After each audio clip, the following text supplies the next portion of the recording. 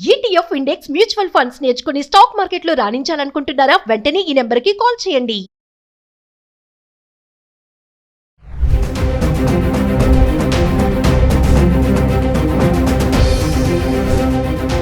నమస్తే, welcome back to Suman TV. Present మనతో పాటు ఉన్నారు ఫినాన్షియల్ అడ్వైజర్ యాదగిరి గారు. నమస్తే సార్. నమస్తే మేడం. సార్, నిన్న ఒక ఇన్సిడెంట్ జరిగింది కరీంనగర్. ఆల్రెడీ మీకు చూసే ఉంటారు. ఆ న్యూస్ చూడగానే నాకు మీతో ఖచ్చితంగా వీడియో చేయాలని అనిపించింది. ఎందుకంటే కరీంనగర్లో జరిగిన ఇన్సిడెంట్ ఘోరం అన్నమాట. గతంలో చాలానే జరిగాయి ఇలాంటివి. బ్రదర్ పైన ఇతను ఇన్సూరెన్స్ క్లెయిమ్ చేసి, అది కూడా ఎంత అంటే 4,14,00,000. అతనికి మెంటల్ స్టెబిలిటీ సరిగ్గా లేదు. తర్వాత అతను మర్డర్ చేశాడు. ఆ మనీ క్లెయిమ్ చేసుకుందాం అనుకుని తన ఏదో క్రెడిట్స్ లో ఉండడం వల్ల. ఇక్కడ క్వశ్చన్ ఏంటంటే, అంటే అలాంటి మానసిక పరిపక్వత లేని వాళ్ళ పైన మనం ఇన్సూరెన్స్ క్లెయిమ్ అనేది అసలు చేయొచ్చా? ఒకవేళ చేశాడు, మరి ఇన్సూరెన్స్ వాళ్ళు ఇచ్చే ముందు, పాలసీ చేసే ముందు అసలు బ్యాక్గ్రౌండ్ అనేది సర్చ్ చెయ్యరా? ఆ పర్సన్ ఎవరు, అతని ఇన్కమ్ ఏంటి, అతని మెంటల్ కండిషన్ ఎలా ఉంది, అసలు హూ ఇస్ దట్ పర్సన్ అనేది వాళ్ళు అడగరా? అడగకుండానే చేసుకుంటారా ఈ పాలసీలు? ఒక్కసారి డీటెయిల్ గా సార్. మీరు అన్ని మంచి మంచిగా ఎలా ఉండే అంటే వాళ్ళకి మమ్మల్ని ఇబ్బంది పెట్టేటట్టుగా ఉన్నాయి ఇవన్నీ క్వశ్చన్, ఇవన్నీ అడిగి జనరల్ గా అసలు అర్థం కావట్లేదు ఇక్కడ ఎలా అతని పైన తన పాలసీ క్లెయిమ్ చేశాడు, ఎట్లా వాళ్ళు ఎలా ఇచ్చారు అసలు? అది కూడా ఇతను ఒక్క దాని మీద కాదు, చాలా వాటిపైన చేశాడు. ICICI, Aditya Birla, Tata AIG, SBI life, HDF life, ఇన్ని కేటగిరీలో తీసుకున్నాడు. మళ్ళీ గోల్డ్ లోన్ కూడా తీసుకున్నాడంట అతని పేరు మీద. అంటే సాధ్యమేనా అసలు ఇది? అంటే సాధ్యమేనా అంటే కొన్ని కొన్ని సందర్భాలలో కొద్దిగా వేరే రకంగా చూసుకున్నప్పుడు అది ఒక రకంగా వాటికి ఉన్న పరిధులను బట్టి కొన్ని కొన్ని ఉంటాయి. వాస్తవానికి ఎప్పుడైనా సరే ఇన్సూరెన్స్ అనేటువంటి ఎట్మోస్ట్ గుడ్ ఫేత్ అనేటువంటి దాని మీద నడుస్తూ ఉంటుంది. ఎప్పుడైనా ఇన్సూరెన్స్ తీసుకునేటప్పుడు ఆ పర్టికులర్ పర్సన్ అనేవారు ఆరోగ్యంగా ఉండాలి, ఆదాయం కూడా కలిగి ఉండాలి.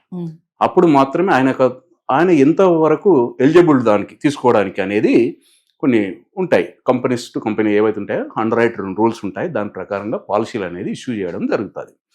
అట్లా వాళ్ళకి ఆయన ఎంత ఇన్కమ్ ఆదాయం వస్తుందో, ఆయన ఏజ్ ఏందో, ఆయన ఏంటి అనే దాన్ని అన్ని మనం చూడడం జరుగుతూ ఉంటుంది. ఫస్ట్ అది చూసుకున్న తర్వాతనే ఆ పాలసీ అనేది ఇష్యూ చేయడం జరుగుతూ ఉంది. ఇందులో మీరు చెప్పే దాంట్లో నాకేమి అర్థమైతే అవ్వట్లేదు. కానీ ఎందుకు అలా జరిగింది ఏంటి? 4 కోట్ల రూపాయలు అని అంటే 4 కోట్ల రూపాయలు వివిధ కంపెనీలు, ఏదో కంపెనీల పేర్లు కూడా చెప్తున్నారు. అంటే ఇవాళ నేనేమంటున్నానంటే కొన్ని కంపెనీస్ ఎలా ఉన్నాయంటే ఏది అది కొంత వాళ్ళ యొక్క హిస్టరీ కూడా సరిగా క్యాచ్ చేయకపోగా వాళ్ళకు కొన్ని ఇష్యూ చేస్తూ ఉంటుంటారు. ఇలాగా కొన్ని ఇష్యూ జరుగుతున్నటువంటి ఈ క్రమంలో కొంత వాళ్ళకు ఉన్న పరిధిని బట్టి వాళ్ళు ఇప్పుడు అక్కడ కూడా చెప్తున్నారు, ఏదో 4-5 కంపెనీల పేర్లు చెప్తున్నారు. వాస్తవానికి ఎప్పుడైనా సరే ఇన్సూరెన్స్ తీసుకున్నప్పుడు, ఇన్సూరెన్స్ చేసేటప్పుడు, ఫర్ ఎగ్జాంపుల్ ఒక ఎక్స్ కంపెనీలో మనం ఇన్సూరెన్స్ చేశాం, ఎంత అయితే ఉందో ఆ పర్టికులర్ ఏదైతే ఉంటుందో ఒక ఎంతో 50 lakhs, 1 crore, 20 lakhs ఏదైనా కానివ్వండి, మనం ఇక్కడ ఈ కంపెనీలో చేసినటువంటిది ఏదైతే ఉంటుందో ఎక్స్ కంపెనీ నుంచి వై కంపెనీకి వచ్చినప్పుడు, నేను ఈ కంపెనీలో ఈ ఇన్సూరెన్స్ తీసుకున్నాను, ఈ కంపెనీలో నాకు ఇంత కవరేజ్ ఉంది, నేను ఇక్కడ తీసుకుంటున్నాను, నాకు కవరేజ్ ఇంతకి ఇవ్వండి అని ఆయన ఆర్జీ పెట్టుకునే ఆస్కారం ఉంటుంది. ఎందుకు? ఎప్పుడు ఆయన ఆదాయం కలిగి ఉండాలి, ఆరోగ్యంగా ఉండాలి, ఏజ్ పారామీటర్స్ కూడా చూస్తాం. దాని ప్రకారంగా for example up to 35 years ఉండి ఒకవేళ ఏజ్ మంచిగా అంటే ఆయన ఇన్కమ్ బాగుంటే ఆయన ఏజ్ని బట్టి ఫైనాన్షియల్ అండర్ రైటింగ్ అని ఉంటుంది. ఫైనాన్షియల్ అండర్ రైటింగ్ లో ఆయనకు ఒక 25 times వరకు మనం ఆయనకు ఇన్సూరెన్స్ అనేది ఇవ్వడానికి జరుగుతుంది. ఆయన యొక్క ఇన్కమ్ బట్టి, ఆయన ఎంత ఇన్కమ్ వస్తుందో దాన్ని చూసుకొని దాన్ని బట్టి అప్ టు 25 times అనేది మనం ఇన్సూరెన్స్ అనేది కవర్ చేస్తాం. అది బిహైండ్ దట్ వెళ్ళాలి అని అంటే దానికి చాలా ఉంటాయి చేయాల్సింది. కాబట్టి మీరు 4-5 కంపెనీలు చెప్తున్నారు. నాకు తెలిసి ఈ కంపెనీలో చెప్పిన సమాచారం ఈ కంపెనీలో చెప్పకపోవచ్చు, ఈ కంపెనీలో చెప్పిన సమాచారం ఇంకో కంపెనీలో చెప్పకపోవచ్చు. ఒక్కొక్క దగ్గర ఒక్కొక్క రీజన్ అలాగా తీసుకోవచ్చు. ఆయన ఉన్నటువంటి దాని ప్రకారంగా అలా తీసుకోవచ్చు. ఇలా తీసుకున్నప్పుడు ఆ కంపెనీలన్నిటిలో ఏదైతే ఉంటుందో అవి జరుగుతుంటాయి. జరిగినప్పుడు ఒకానొక సందర్భంలో ఎప్పుడు కూడా చూడండి, ఒక అబద్ధం ఆడితే దానికి 10 అబద్ధాలు ఆడాలి. ఒక నిజం మాట్లాడితే అది మీరు ఎక్కడికైనా వెళ్ళండి అదే నిజం మాట్లాడాల్సి వస్తుంది.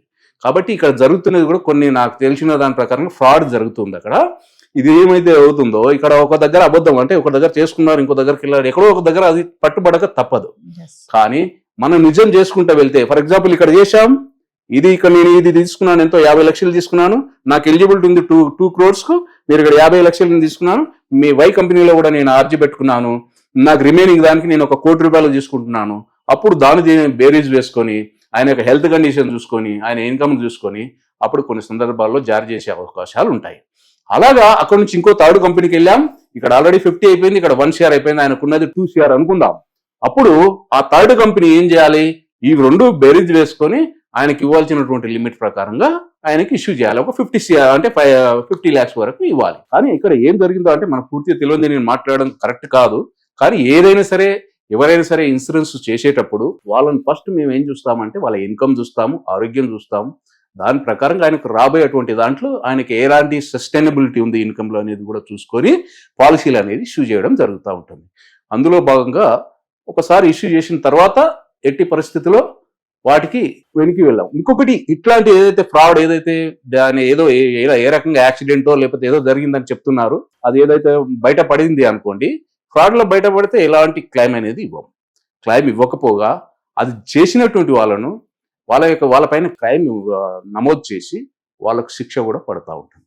ఎందుకంటే ఇలాంటివన్నీ కూడా ఈ జిమ్మికులు చాలా మంది కొన్ని సందర్భాల్లో జరుగుతుంటాయి, కొన్ని అక్కడక్కడ చిన్న చిన్న వాటిలో. కానీ ఇప్పుడు మీరు చెప్పేది చాలా పెద్దగా ఉంది, 4 crores అంటున్నారు. 4 crores 14 lakhs. 4 crores 14 lakhs అంటే అది ఆయన ఎంత ఇన్కమ్ ఉంటుంది? ఆయన దాంట్లో ఏదో టిప్పర్ డ్రైవర్ అంటున్నారు, ట్రిప్పర్ సంథింగ్ ఏదో చెప్తున్నారు. మర్డర్ చేశాక కూడా ఇతను క్లెయిమ్ చేసుకున్నప్పుడు ఈ ఇన్సూరెన్స్ కంపెనీ ప్రతినిధులు ఎవరైతే ఉంటారో వాళ్ళ దర్యాప్తులో తేలిందంట ఇదంతా. అంటే వీళ్ళు బిఫోర్ ఎందుకు ఇన్వెస్టిగేషన్ చేయలేకపోయారు పలానా వ్యక్తికి పాలసీ అంటే? అది మంచి క్వశ్చన్ వేశారు. ఎప్పుడైనా చూడండి, బిఫోర్ ఎందుకు చేయరు అని అంటే, ఫస్ట్ కొన్ని సందర్భాల్లో ఇష్యూ చేస్తారు. ఇష్యూ చేసినప్పుడు అక్కడ ఏం జరిగింది తీసుకున్న తర్వాత ఎప్పటికీ ఎర్లీ క్లైమ్ అయి ఉంటుంది. బహుశా అది తీసుకున్నాక ఏదో 1 year లోపల 2 years లోపల జరిగి ఉంటుంది. ఎప్పుడైనా సరే మనకు ఎర్లీ క్లైమ్స్ అనేది ఖచ్చితంగా వాటికి సంబంధించిన ఎంక్వైరీ జరుగుతుంది. ఎప్పుడైనా సరే అక్కడ ఉన్నటువంటి మన ఏదైతే ఇన్సూరెన్స్ నుంచి వచ్చే ప్రతినిధులు డైరెక్ట్ మీ దగ్గరికి రారండి, మన పక్క వాళ్ళకో ఇంకెక్కడో ఎక్కడో వాళ్ళ సమాచారం సేకరిస్తారు. ఎలా జరిగింది ఏంటి అనే దానికి ఏంటి ఇలాగని చెప్పేసి. అంటే దానికి పెద్ద మొత్తంలో ఉంది అక్కడ, కాబట్టి దీనికి సంబంధించినటువంటిది కూడా చేయాల్సి వస్తుంది. బ్యాక్గ్రౌండ్ ఏంటి అనేది కొన్ని సందర్భాల్లో సహజంగా జరిగేదానికి ఎవరైనా దాని అది కాదు. కానీ ఇలాగ జరుగుతున్నటువంటి వీటిల్లో ఖచ్చితంగా వాటి యొక్క ఇన్వెస్టిగేషన్ అనేది ఖచ్చితంగా జరుగుతుంది. ఎప్పుడైతే ఈ ఇన్వెస్టిగేషన్ లో ఎక్కడన్నా ఒక చిన్నది ఏదన్నా వాళ్ళకి కొద్దిగా దొరికినట్టయితే దాన్ని వాళ్ళు లాగడం జరుగుతూ ఉంటుంది. దాని ప్రకారంగా వాటి ఇన్వెస్టిగేషన్లో బయటికి ఏదైనా వచ్చినట్టయితే, ఫ్రాడ్ అని తేలినట్టయితే క్లైమ్ రాదు కదా, ఆ పర్టికులర్ పర్సన్ ఎవరైతే చేశారో వారికి శిక్ష కూడా పడుతుంది. ఎందుకంటే ఇది చాలా క్రైమ్ ఇది. ఎందుకంటే ఇలాంటి క్రైమ్స్ వల్ల ఇప్పుడు దేశానికే కాదు, కంపెనీస్కి లాసే కాకుండా దేశానికి కూడా లాస్ అవుతుంటుంది, ఆ పర్టికులర్ ఫ్యామిలీస్ కూడా లాస్ జరుగుతుంది. అందుకనేసి ఇలాంటి దురుద్దేశాలతో ఏదైనా చేస్తే, నేను చెప్పేది ఏంటంటే ఇలాంటి దురుద్దేశాలకు ఏదైనా మీరు పూనుకొనాలనుకుంటే దయచేసి చెప్తున్నా, నేను ఇలాంటి వాటికి వెళ్ళకండి. ఏదైనా మీకు అవసరం, మీకు ఏదైనా సహాయం చేయాలనిపిస్తే చేయండి.